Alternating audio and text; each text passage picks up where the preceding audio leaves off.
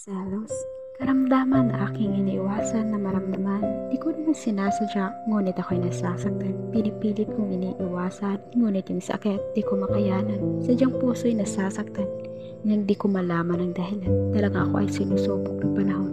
Di ko man maamin sa'yo yung totoong nararamdaman ko. Baka kasi mas lalo lang gumulo at takot ako. Kasi alam ko naman na di mo maintindihan ito.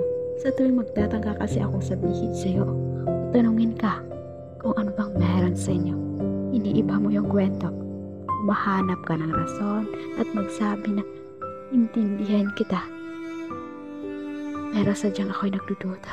Nagdududa ako nang di ko pinapahalata. Sino ba naman kasi ang hindi masasaktan? Nakikita kitang masaya kapag kausap siya.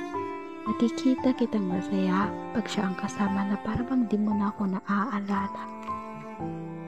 Mas binibigyan mo siya ng atensyon at halaga. Hindi mo yun maitatanggi dahil kita at ramdam ko ang pagbigay mo ng importansya sa kanya.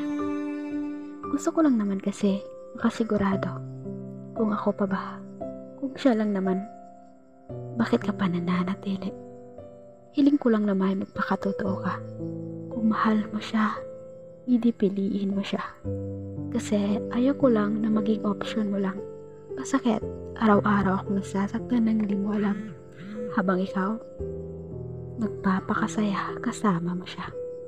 Mahal kita, kaya kung hihilingin mong papalayain kita, sino ba naman ako para pigilan ka? Jowa kita, ang storyang tayo ay sabay nating binuo. Ngunit, ako lang ang nagpapahalagang mag-isa. Ang saklap, ang hirap, at sobrang sakit. Kasi, ako iyong binabaliwala pag nandyan siya.